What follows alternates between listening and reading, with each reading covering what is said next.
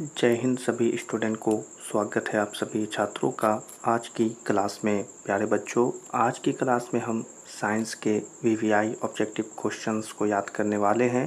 तो आप सभी छात्र इस क्लास को अंत तक देखिएगा और इस क्लास में पढ़ाए गए सभी ऑब्जेक्टिव क्वेश्चन भी याद करिएगा, ठीक है। और हो सके तो क्वेश्चन के आंसर भी करिएगा, ठीक है। तो चलिए आज की क्लास को शुरू करते हैं और पहले क्वेश्चन को देखते हैं। पहला क्वेश्चन जो कि बहुत ही अच्छा है प्यारे बच्चों, तरंग दैर्ध्य को सामान्यतः व्यक्त किया जाता है, ठीक है। और यह एक वीवीआई क्वेश्चन भी है, तो आप याद रखिएगा। बहुत ही अच्छा क्वेश्चन है प्यारे बच्चों, तरंग दैर्ध्य को सामान्यतः व्यक्त किया जाता है, ठीक है। तो इस क्वेश्चन का आंसर तो आपको पता होगा, तो कमेंट में बता दीजिएगा।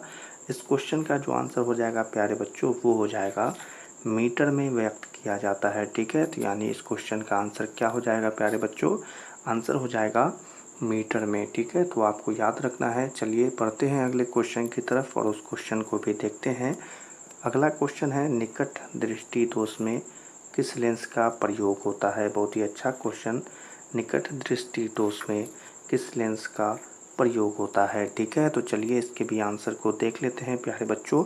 तो इस क्वेश्चन का जो आंसर है वो हो जाएगा अवतल लेंस, ठीक है। आपको पता होगा इसका आंसर, तो कमेंट में ज़रूर बताइएगा, ठीक है। अगर आपको पता था तो कमेंट में बताएं। इस क्वेश्चन का आंसर क्या हो जाएगा, अवतल लेंस हो जाएगा, ठीक है। तो चलिए पढ़ते हैं अगले क्वेश्चन की तरफ। अगला क्वेश्चन है प्यारे बच्चों, जरा दृष्टि दोष को दूर करने के लिए काम में लाया गया लेंस कैसा होता है। क्वेश्चन है, जरा दृष्टि दोष को दूर करने के लिए काम में लाया गया लेंस कैसा होता है, ठीक है। तो इसके आंसर को देखते हैं। आपको पता हो तो जल्दी से कमेंट में बता दीजिएगा। इस क्वेश्चन का जो आंसर होगा प्यारे बच्चों, वो हो जाएगा बाईफोकल, ठीक है। तो आंसर क्या होगा प्यारे बच्चों, आंसर हो जाएगा बाईफोकल, ठीक है। चलिए बढ़ते हैं अगले क्वेश्चन की तरफ और अगले क्वेश्चन को भी देखते हैं। बहुत ही अच्छा क्वेश्चन, श्वेत प्रकाश में कितने वर्ण होते हैं। बहुत ही अच्छा क्वेश्चन है प्यारे बच्चों, श्वेत प्रकाश में कितने वर्ण होते हैं, ठीक है। तो चलिए यह भी क्वेश्चन और इसके आंसर आपको पता हो तो जल्दी से कमेंट में बता दीजिएगा। आंसर हो जाएगा 7 वर्ण होते हैं, ठीक है। तो यहाँ पर क्या हो जाएगा आंसर, आंसर हो जाएगा 7 वर्ण होते हैं, ठीक है। तो चलिए बढ़ते हैं अगले क्वेश्चन की तरफ और अगले क्वेश्चन को देखते हैं। श्वेत प्रकाश की किरण जब किसी प्रिज्म से होकर गुजरती है तब जो वर्ण सबसे अधिक विचलित होता है वह कौन होता है। क्वेश्चन है, श्वेत प्रकाश की किरण जब किसी प्रिज्म से होकर गुजरती है तब जो वर्ण सबसे अधिक विचलित होता है वह कौन सा होता है, ठीक है। तो चलिए इसके आंसर को भी देख लेते हैं प्यारे बच्चों। इसका जो आंसर होगा वो आपको पता हो तो बताइएगा। आंसर हो जाएगा बैगनी, ठीक है। तो यानी इस क्वेश्चन का आंसर क्या हो जाएगा, आंसर हो जाएगा बैंगनी, ठीक है। तो याद रखना है, आपकी परीक्षा के लिए महत्वपूर्ण है। चलिए अगले क्वेश्चन को देख लेते हैं। अगला क्वेश्चन है, श्वेत प्रकाश जब एक प्रिज्म से होकर गुजरता है तो जो वर्ण सबसे कम विचलित होता है वह कौन होता है, ठीक है। प्यारे बच्चों जल्दी से आंसर बताएंगे। श्वेत प्रकाश जब एक प्रिज्म से होकर गुजरता है तो जो वर्ण सबसे कम विचलित होता है वह कौन सा होता है, ठीक है। वीवीआई क्वेश्चन, तो इसके आंसर भी आप बता दीजिए। इसका आंसर होगा प्यारे बच्चों लाल, ठीक है। तो आपको याद रखना है आंसर क्या होगा प्यारे बच्चों, आंसर हो जाएगा लाल रंग, ठीक है। तो आपको याद रखना है। बढ़ते हैं अगले क्वेश्चन की तरफ और अगले क्वेश्चन को भी देखेंगे।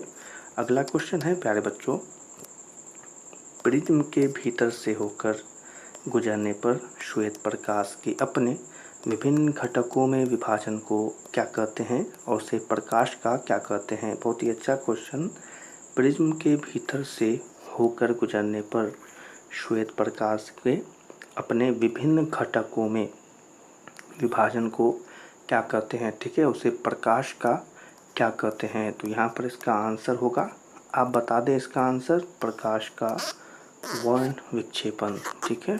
तो आपको याद रखना है इस आंसर को। आंसर क्या होगा, प्रकाश का वर्ण विक्षेपण, ठीक है। तो चलिए अगले क्वेश्चन को देख लेते हैं। अगला क्वेश्चन आ गया है बहुत ही अच्छा, प्रकाश के किस वर्ण के लिए तरंगदैर्घ्य अधिकतम होता है। क्वेश्चन है प्रकाश के किस वर्ण के लिए तरंगदैर्घ्य अधिकतम होता है। ठीक है, तो चलिए इसके भी आंसर को देखते हैं। तो इसका क्या होगा आंसर प्यारे बच्चों, आंसर हो जाएगा लाल।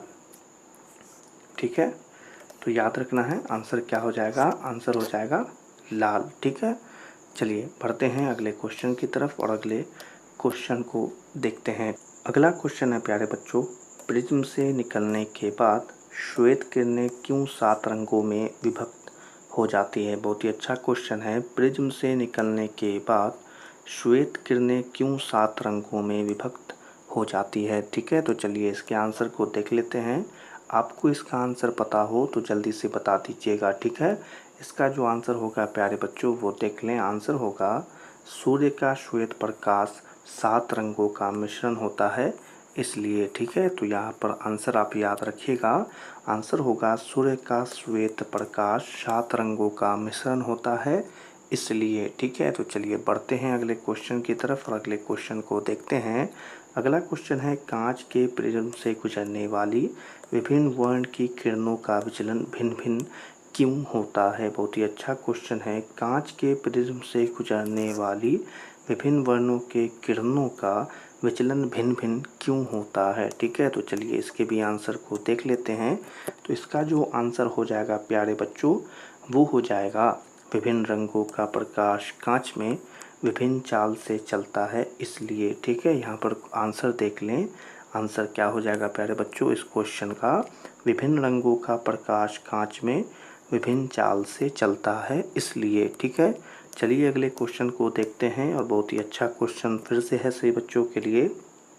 प्रिज्म से गुजरने पर सूर्य के प्रकाश की किरणें विभिन्न वर्णों में बंद हो जाती है क्योंकि। बहुत ही अच्छा क्वेश्चन। प्रिज्म से गुजरने पर सूर्य के प्रकाश की किरणें विभिन्न वर्णों में बंद हो जाती है क्योंकि। ठीक है, तो चलिए इसके भी आंसर को देख लेते हैं जो कि बहुत ही अच्छा आंसर बनेगा। आंसर हो जाएगा प्यारे बच्चों विभिन्न रंगों की किरणों का विचलन भिन्न भिन्न होता है। ठीक है, यहाँ पर देख लें आंसर, विभिन्न रंगों की किरणों का विचलन भिन्न भिन्न होता है इसलिए। ठीक है, तो आपको यह आंसर भी याद रखना है। चलिए अगले क्वेश्चन को देखते हैं। अगला क्वेश्चन है प्यारे बच्चों, एक उत्तल लेंस की फोकस दूरी 20 सेंटीमीटर है तो इसकी क्षमता क्या होगी। यह एक वीवीआई क्वेश्चन है, सही बच्चे को बता दें। क्वेश्चन है एक उत्तल लेंस की फोकस दूरी 20 सेंटीमीटर है तो उसकी क्षमता क्या होगी। तो चलिए इसके आंसर को देखते हैं। आपको पता हो इसका आंसर तो कमेंट में जल्दी से बता दें। तो यहाँ पर हमें देखने पर पता चल रहा है कि इसका आंसर होगा इनमें से कोई नहीं। ठीक है, तो यानी इस क्वेश्चन का आंसर यहाँ पर कोई नहीं है। ठीक है, तो आपको यह भी याद रखना है, ऐसे भी प्रश्न परीक्षा में आते हैं। ठीक है, अगला क्वेश्चन आ गया है प्यारे बच्चों, बहुत ही अच्छा क्वेश्चन। पुतली के साइज को कौन नियंत्रित करता है। यह भी एक वीवीआई क्वेश्चन सही बच्चों के लिए। पुतली के साइज को कौन नियंत्रित करता है। ठीक है, तो चलिए इसके भी आंसर को देखते हैं। आपको पता हो तो जल्दी से बता दीजिएगा। तो आंसर हो जाएगा कि परितारिका नियंत्रित करता है। ठीक है, क्या हो जाएगा आंसर प्यारे बच्चों इस क्वेश्चन का, आंसर हो जाएगा परितारिका। ठीक है, चलिए बढ़ते हैं अगले क्वेश्चन की तरफ और अगले क्वेश्चन को देखते हैं। अगला क्वेश्चन है किस दृष्टि दोष को अवतल और उत्तल दोनों लेंसों से बने द्विफोकसीय लेंस द्वारा संशोधित किया जाता है। बहुत ही अच्छा क्वेश्चन। किस दृष्टि दोष को अवतल और उत्तल दोनों लेंसों के बने द्विफोकसीय लेंस द्वारा संशोधित किया जाता है। ठीक है, तो चलिए इसके भी आंसर को देखते हैं। तो आंसर क्या होगा यहाँ पर देख ले प्यारे बच्चों, आपको पता हो तो जल्दी से बता दीजिए कमेंट में। आंसर हो जाएगा जरा दृष्टि दोष, यानी कि इस क्वेश्चन का आंसर हो जाएगा जरा दृष्टि दोष। ठीक है, तो याद रखना है, आपके परीक्षा के लिए महत्वपूर्ण है। अगले क्वेश्चन को देख लें, बहुत ही अच्छा क्वेश्चन है सभी बच्चों के लिए। नेत्र में प्रवेश करने वाली प्रकाश किरणों का अधिकांश अपवर्तन कहाँ होता है। नेत्र में प्रवेश करने वाली प्रकाश किरणों का अधिकांश अपवर्तन कहाँ होता है। ठीक है, तो चलिए इसके भी आंसर को देख लेते हैं। तो आंसर क्या बनेगा यहाँ पर प्यारे बच्चों, आंसर बनेगा कॉर्निया के बाहरी पृष्ठ पर, यानी कि इस क्वेश्चन का आंसर क्या हो जाएगा? आंसर हो जाएगा कॉर्निया के बाहरी पृष्ठ पर। ठीक है, तो इसी के साथ आज की यह क्लास यहीं पर समाप्त होती है। आप सभी बच्चे इस क्लास में पढ़ाए गए सभी क्वेश्चन और उसके आंसर को याद रखिएगा। ये सभी क्वेश्चन आप सभी बच्चों के मैट्रिक परीक्षा 2025 के लिए बहुत ही वीवीआई है और महत्वपूर्ण है। ठीक है, तो आपको यह याद करना बहुत ज़रूरी है। तो आज की क्लास को यहीं पर समाप्त करते हैं। क्लास पसंद आई हो तो इस क्लास को लाइक कर दीजिएगा और अपने मैट्रिक परीक्षा 2025 के लिए हमारे चैनल को सब्सक्राइब कर लें, ताकि आपको वीवीआई क्वेश्चंस आसानी से प्राप्त होते रहें। तो सभी छात्रों से मिलेंगे अगली क्लास में। तब तक के लिए आप सभी छात्रों को जय हिंद।